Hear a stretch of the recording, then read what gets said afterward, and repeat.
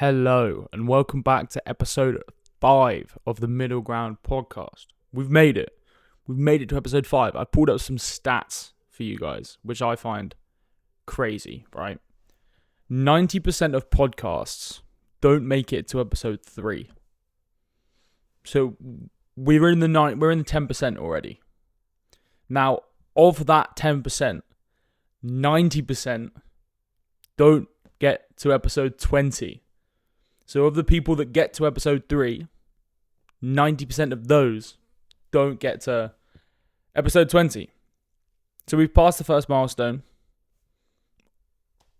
The path to 20 episodes begins. The path to 20 episode begins.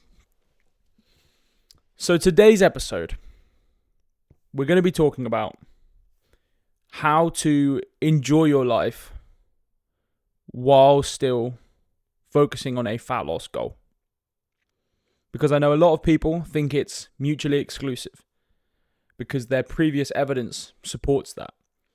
That when they attempt to lose fat, they can't do the things they enjoy. That's a kind of a dissonance for them.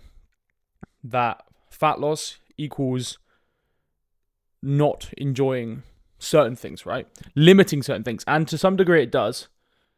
Let me just put my phone on silent. There we go. To some degree, it does, right? You can't lose fat without restriction of some sort. But there are a range of things you can restrict and a range of intensities at which you can restrict. And I think most people that have tried to lose fat before, on their own, without a coach, without a lot of knowledge around the subject, believe that it has to be more restrictive and that you have to remove more from your life than you actually do to achieve the goal.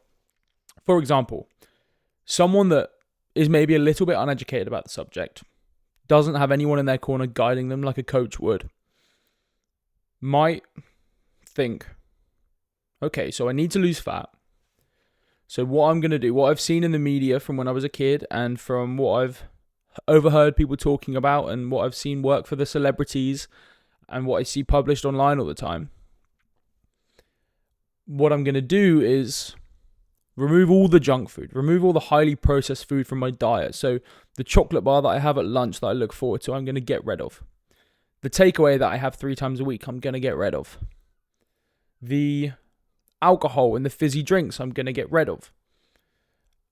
And then instead of the regular food that I eat, what I'm going to do is I'm going to switch that out for low calorie alternatives or no carb alternatives. And what you're left with is a semblance of someone's diet.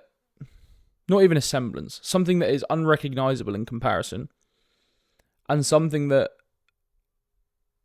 leaves a lot to be desired, I'd say. It's over-restrictive. It's not enjoyable. They will struggle to sustain it.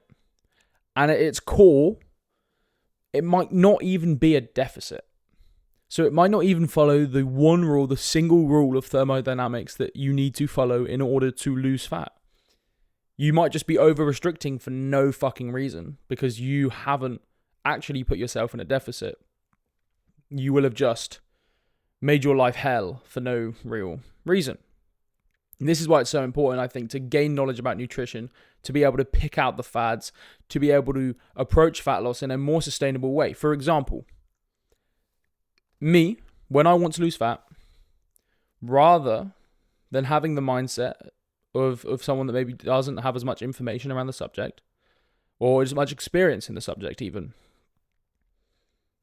and cutting out everything they enjoy, the way I approach it when I want to lose fat is I go, where can the easy gains be made? Right off the bat. Right off the bat. For example, it might be, for me, it's a little bit different because I follow most of those rules anyway. So I'm always eating enough protein. I, do tend to stick to lower calorie sources and sugar-free fizzy drinks. And a lot of the things, a lot of those general helpful tips I follow anyway. So my changes are more so just in quantity of food and the volume of said food. So for me, my changes are, okay, so I'm probably going to reduce the size of most of my portions. I'm going to focus on the food around my training more because I'm going to have less total energy coming in. So I need to make sure that I'm timing that around my training well. Again, this is for me. Some people, and if you're training maybe 3 times a week and it's just, you're just training for general health purposes, it's not going to be too much of an issue. But for me, I'm going to get very hungry. I like to feel fueled for my sessions. So I pay quite close attention to timing things around my sessions. And yeah, portion sizes, it's generally just portion sizes. I'll reduce the portion sizes and increase the volume of the foods that I'm eating to keep me full, to lower the calories. Simple. But for someone that doesn't maybe have as much information around the subject, like I said, the person that's just cut out all their chocolate, removed all the takeaways and done all of this, that, following a low carb diet, whatever it might be, their changes are really simple. They can make 5 simple changes that won't take a lot of effort, that they might not even notice but they'll notice the benefits of, and they'll get fat loss. So they won't notice it in terms of craving or wanting to not stick to it. It will just feel very a natural change, but the benefits that they'll reap from it will be huge. For example, if you're someone that drinks, regular sodas, regular fizzy pop, switch to no sugar alternatives straight away. I don't care if they taste a little bit worse. But the switch from you drinking potentially 400, 500 calories a day of fizzy pop to switching it to 0 calorie alternatives, that takes out 500 calories a day, which is a fucking brilliant deficit already. Right? So that's something to think about. Again, lower sugar sources, mayonnaise, huge one. Again, you can have some mayonnaise, but you're going to have to pay more attention to it. If you're going to have regular mayonnaise, you're going to have to pay attention to it. If you have light mayo, you're going to have to pay a little bit less attention to it. So simple swaps, increasing the protein of your diet. You don't have to remove the takeaways and the chocolate bars. You just have to maybe reduce them. So, that chocolate bar that you have every day for lunch, if it's something that you look forward to, include it, have it in, track it, make sure it's part of your diet, right? If you like a takeaway, it's maybe a bonding experience for your family. It's somewhere where everyone gets together. Multiple ways to approach it. You could, and I'll get onto this later, but you could put the effort in to make a home takeaway with your family, make it more of a family experience, cook together. Or you can make the room for the calories to just have a takeaway and not worry about it. But I'm getting ahead of myself. So that's my little, I suppose, intro of how most people go and approach fat loss. They think it can't be included within their life. They think it has to be their entire life. And that's what I'm going to dispel today. I'm going to run through how you can still enjoy yourself while losing fat, enjoy your life, live, more importantly, while having a goal of fat loss. They're not mutually exclusive. I've proved it myself. I haven't missed out on any occasions this summer. And I'm about 8 kilos down from my peak weight. And I go through stages of maintenance and not maintenance. Deficit, maintenance, small surplus, whatever, however the week lies. But generally, I haven't missed out on anything in the last 6 months.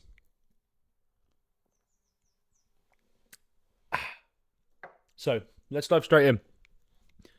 You've decided to lose fat. I imagine if you're listening to this, one of your goals is fat loss. Or you like the pod and you're just listening for fun, which I also appreciate. But I'm speaking to the people that have decided to lose fat. That's your main goal at the moment. That's your primary goal. Again, not saying it's everyone's goal. Not saying it is the only goal that you might have. But it's a primary goal of yours right now. The people that I'm speaking to. Let me cover social occasions first. So, there are multiple ways to approach a social occasion, and they all depend on the priority of said social occasion. For example, if you go to a barbecue, this is a simple one. This is a really easy one that I've talked to clients about before. If you go to a barbecue, you can either bank your calories. So, for example, earlier in the week, say you're eating 2,500 a day. You might drop that down to 2200 or 2100 throughout the week. Monday, Tuesday, Wednesday, Thursday, Friday. Say the barbecue's on Saturday. You might drop that down to 21 Monday to Friday. And then you've banked, 400 a day. So 4, 8, 12, 16, 20. You banked an extra 2,000 calories in that week, which is pretty impressive. That allows you an extra 2,000 calorie buffer on that day. Not that you're probably going to eat your regular calories plus 2,000, but it gives you the option to, I suppose, to end the week at an average of your regular deficit. And you might only reduce 100 a day to create a 500 calorie deficit. Again, you can adjust it based on how you want to. It's complete preference. You create that buffer so that your average calorie intake throughout the week is still a deficit. And you've eaten more on some days, you've eaten less on other days, but it allows you the freedom to enjoy that social event without worrying about food at all. Not that you should have to worry about food, but we all know if you're in a fat loss phase, you think about food more, you have to be more cautious of it. Not cautious, you have to be more aware of it. Whereas if you have all these calories banked, you can go and you can enjoy yourself and you can not pay so much attention to it, and then you get back straight to it the next day on a Sunday.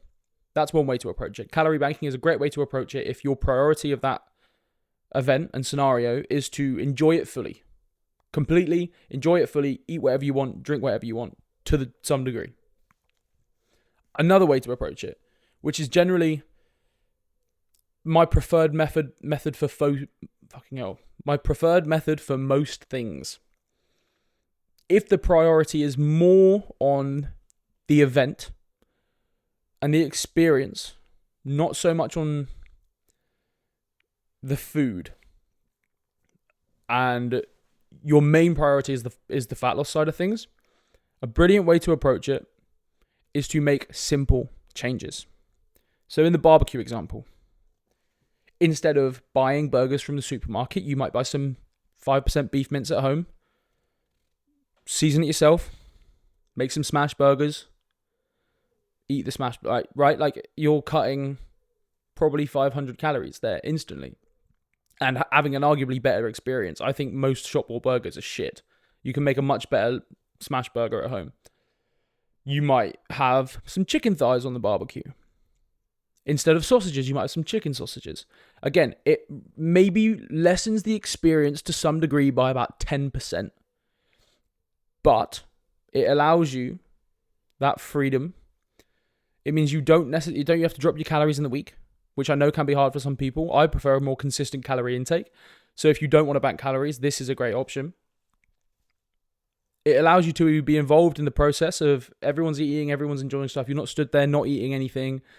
You just have slightly different food. And I think if you've got friends that appreciate that is your goal, they will be more than supportive. If you bring food to a barbecue, you go, look, I'm not going to eat the same thing as you guys, but I've just brought these. I'm happy to cook them. This is just what I'm going to eat. Sick. And if people don't like that, fuck them.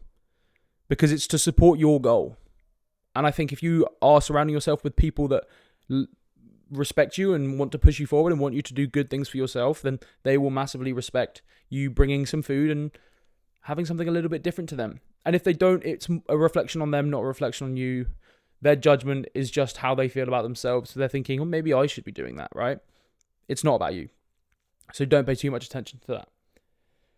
I think bringing food to social occasions is hugely underrated. If it's obviously a food-focused social occasion, I'm not asking you to, go to the pub and bring some carrot sticks, but if it's a food-focused social occasion, bringing your own food, bringing enough for someone else to try maybe, can be absolutely brilliant. It can be a really good way to lower the stress around a social occasion when your goal is fat loss. If it's, again, in terms of simple swaps, right? If you really enjoy making pasta with your partner, right? If you really enjoy cooking for your partner and having those evenings together, you can make some simple swaps. You can use lower fat cream cheese to make it like nice and creamy. You can maybe just lower the amount of pasta that you're having. Increase the amount of protein in that pasta. I think I think most of the things that we enjoy about food are around the experiences they create and the relationships they help us build, not the food itself. Now, don't get me wrong. I know there's a lot of people out there that absolutely love to cook the best food possible, the most delicious food, and I love to too. Especially when I'm cooking for other people, I think it's such a lovely experience. But if you can have that food fit into your goals, it's even better. Because it's the priority. If your priority is fat loss, you don't have to put the experiences on the back burner. You just have to mold them a little bit to fit your goals. And I think that's where a lot of people go wrong. They either think I have the experience and I don't stay on track, or I don't have the experience and I stay on track. And that's black and white thinking, and fat loss isn't black and white thinking. It's a dial. And once you understand your priorities, whether it's fat loss for certain occasions, whether it's the experience of the event or the food itself. Like, I'm not asking you, if you go to a Michelin star restaurant, to ask them to cook it in, not cook it in butter, or, like, that's not what I'm asking you. I'm just asking you to assess the priorities of the situation and act accordingly. Now, let's move on to alcohol. This is a big one where a lot of people think fat loss means you can't drink. Fat loss means you shouldn't touch alcohol at all. And I'm not going to sit here and lie and say that alcohol doesn't have an effect on fat loss. Because it does. It isn't the best thing in the world. There's no amount of alcohol that is positive. The wine thing's a fucking lie. That doesn't exist. But sometimes the stress relief of going and having a few drinks might help your recovery more than the alcohol hinders it. That's the main thing. Alcohol isn't great for recovery. It's really quite bad for recovery. And it means it shuts off your body's utilization of energy, stored energy, if that makes sense. So your body focuses on burning through all the alcohol before it continues using fat as a fuel source. If you're in a deficit, you can drink alcohol. It won't make a difference on your fat loss directly. Like, the calories won't make a difference on your fat loss, but calories can add up quite quickly, which is the problem here. So less drink doesn't mean no drink. That's where a lot of people slip up. They go, well, I can't enjoy myself. I can't have a drink. What the fuck's the point, right? Again, it's that black and white thinking. Now, when I say less drink doesn't mean no drink, I don't mean go and smash 10 pints. I don't mean go and get shit-faced 2 days, 3 days, 4 days of the week. That's not how we do it. But it does mean that with some slightly more clever thinking, there are changes that you can make to enjoy it and still be on track with your fat loss. One thing I think about a lot, that's such a lot, I don't think about it a lot. One thing I think about when it comes to alcohol is the calorie per pissed ratio. So, at the top of this, we've got beer. So it's probably got the worst calorie per piss ratio. I know a lot of people that can sink 4 pints, feel it-ish, but they've just drunk nearly 1,000 calories. Which is rough. Which is a rough experience. Right at the bottom, we've got clear spirits. We've got vodka. Calorie per piss ratio, brilliant. In the middle there, somewhere, we've got, cocktails and wine. That's kind of my, depending on the cocktail, obviously, massively depends. But that's something to think about. The calorie per piss ratio. How many calories do you have to drink to feel it? Now, low calorie mixes are a huge one here. There are loads of them out there now. There's even low calorie cocktail mixes. They exist. Utilize them if you're a cocktail drinker. Clear spirits. Again, calorie per piss ratio, pretty high. If you fucking vodka Diet Coke, that's pretty good. That's, that's not gonna trip you up. If you really want to get into it, you do the TSL method, the tequila soda lime method, which is a guy on Instagram that I love called Daddy Wellness. It's his approach, where tequila soda lime, absolutely unreal. The tequila gets you pissed, gives you that nice little buzz. The soda water hydrates you. The lime makes it taste nice, I suppose. But it reduces that hangover. And this is absolutely massive. When we're talking about drinking, lowering the chances of having bad hangover, which lead you to make less than ideal food decisions, night and day difference. If you can get straight back on track the next day, night and day difference to you being hungover for 4 days, 4 days? I didn't know I said 4 days. For like a day or two, right? And making poor food decisions, poor movement decisions. And it means that one event has spiraled into 3-4 days of not really doing anything. Hydration is the name of the fucking game. Every time I introduce people to this, they don't believe it. And then they wake up the next morning and they're like, whoa, don't even feel slightly hungover. Drink some salt. If I have drunk quite a lot of alcohol, I will consume a fair amount of salt before I go to bed. And it sounds stupid. Again, if you have electrolytes, use electrolytes. Most of the time, I don't have electrolytes. So, teaspoon of salt, teaspoon of sea salt. That sounds disgusting. It's not a massively pleasant experience. But to me, that is more pleasant than being hungover. So I will happily do a teaspoon of salt and and a lot of water and then go to bed. And I will, most of the time, I'm fine. And I don't say, it's because you're young. Like, I've had bad hangovers. Ever since I've been doing this, I haven't really had many bad hangovers. So that's a massive one. It means you get up the next day, you continue as normal, you continue on track, and that one day doesn't spiral into 3 of not being on track. And again, with the alcohol thing, think about calorie banking. If you know you're going to go out on a crazy one or go to a festival or something, calorie bank in the week. Save up 500, 1,000, 1,500 calories that you can then go and drink. Is it optimal for your health? No. Does it allow you to live your life a little bit more fun and still achieve your goals? Yes, it does.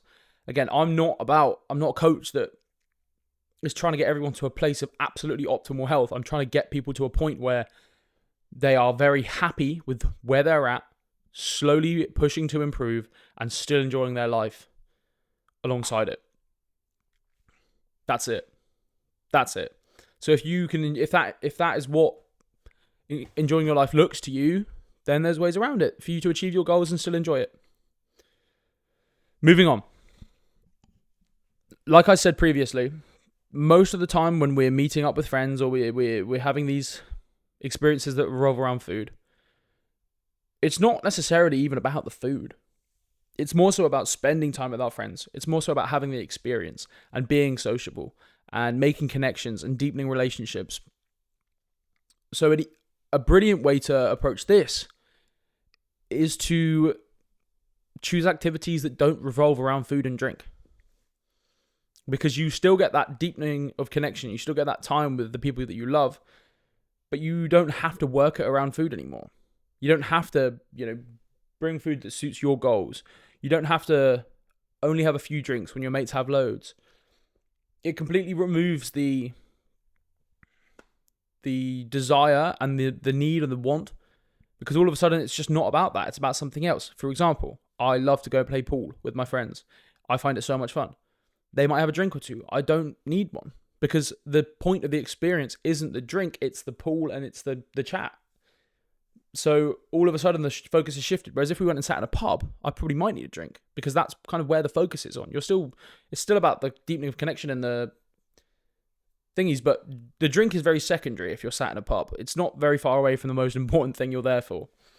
Whereas if you're playing pool, or maybe having a games night, or even just going on walks with friends, all of these things remove the essence of drinking from the middle of the equation. You don't need it anymore. You're not going to look as weird, or you're not going to get judged as much for not doing it, because it's not the point. So finding activities that don't revolve around food or drink, I find to be an absolute game changer when it comes to fat loss, for reasons that I just said, because it's not the main point. There's so many different reasons now. There's so many different things to focus on, rather than everyone's having a better time than me because I'm not drinking and everyone's drinking, or everyone's got this delicious looking food and I've got this fucking low calorie shit. And that's, again, not how we have to approach it, but that might be how you think you have to approach it. And removing that thing entirely and just doing stuff that doesn't revolve around food or drink, maybe going to a concert, wherever it might be, makes this whole process much, much easier. Now, we've talked about calorie banking. I'm going to dive back in on the priority side of things because I think it's important to highlight. Fat loss requires you to be more aware of your priorities on a day-to-day basis. You have to make many more decisions. Before, if you weren't thinking about fat loss, your nutrition decisions on the day revolved massively around, what do I want?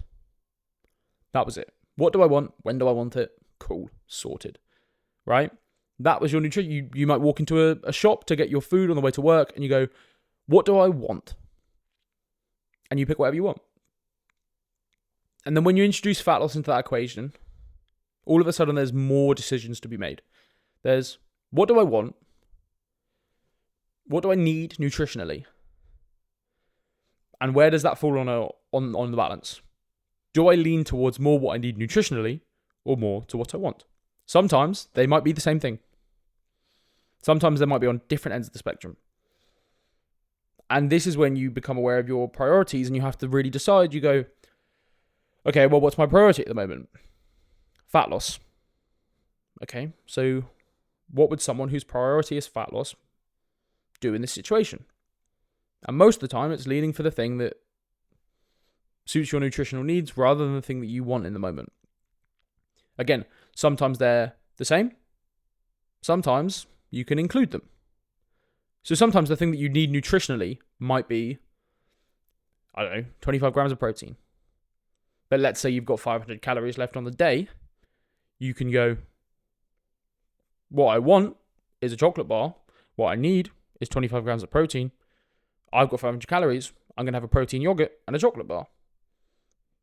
Sorted, right? There's flexibility in there. But you have to be aware of your priorities because all of a sudden there's more decisions to make. And when you're aware of your priorities, those decisions get easier to make because you have a guiding light, a North Star, if you will. You've got that thing that is guiding you in your decisions because you want to achieve it and you know what decisions lie between you and achieving it. And that's kind of where the guilt might come from when you make a decision that, you might say is bad. I wouldn't use those words, but, it's a less productive decision. Let's put it like that. It doesn't push you towards your goals as much. Before, you didn't even think about that. Now, the reason that discomfort comes from it is because it isn't in alignment with your North Star, with your priority. And that doesn't feel great. There's a bit of a dissonance, which doesn't feel great. So, being aware of your priority on a day-to-day basis will help you to make those more informed decisions easier. Because you know what's pushing you there. It's no longer how do I feel, it's what's my priority. Or I don't feel very motivated, or I don't really want to eat that, or it cuts all of that noise and you go, what's my priority? What lies between me and that end goal? There is a trade-off for everything at the end of the day. So you're never gonna, there are going to have to be some sacrifices. Like I said, there's going to have to be some restriction because unless you've eaten in a deficit for your entire life, which you haven't because you wouldn't be alive, there's going to have to be some sort of restriction there. Now, it doesn't have to be restriction of certain food groups. Hopefully it isn't. But there will have to be some sort of caloric restriction, whether you end up doing time restriction, so intermittent fasting, or general caloric restriction, so just lowering your calories, or whatever it might be. A restriction of some sort is needed to put you in a deficit to lose fat. So there is a trade-off. However, I think, like I said at the beginning, it's important to realize that these trade-offs don't have to be as huge as you once thought they were. They don't have to be as life-altering or earth-shattering. They can be things that you work into your life so that you still have a social life, so that you still enjoy food, so that you're still building meaningful relationships and connections with people and still doing the things that you want to go and do, but you're also achieving the goals that matter to you. You've still got the priority of the goal and you're not letting things get in the way. You're just working them around them. Again, fat loss should be a part of your life. It shouldn't be your entire life. You should still be able to live a life you enjoy and lose fat, and then go back into maintenance, and you can kind of ramp back up the things that you enjoy a little bit more. Like, again, there's a sacrifice, there's a trade-off, but it doesn't have to be life-changing. That is more or less it. So we've covered priorities, calorie banking, food swaps for social occasions, drinking, changing activities so that you can remove them entirely from the equation and that you can just go and enjoy the company without having to think about food. We've covered a lot. I think I've covered about everything that I think is quite important for managing social occasions and fat loss. There might be some more. Any questions? Don't hesitate to let me know. Comment, message me on Instagram at JudeVenCoaching. Comment on this video. Comment on the pod. I'm pretty sure that's about it. There's a lot more to fat loss than social occasions. But I wanted to highlight that you can enjoy your life while losing fat. It's not a mutually exclusive thing. You don't have to put yourself in the gutter just to lose fat, okay? So, if you've got any questions, don't hesitate to let me know. This has been episode 5 of The Middle Ground. We're in the we're in the 10% of people that get past 3 episodes. We're going to be in that 10% that get to 20. Thank you very much for listening. This has been The Middle Ground. Follow me on Instagram at JudeVenCoaching. Comment, rate on Spotify. Follow the podcast on Spotify. I hope you all have a wonderful week. This has been The Middle Ground. I've been your host, Jude Ven. And I will see you all next week.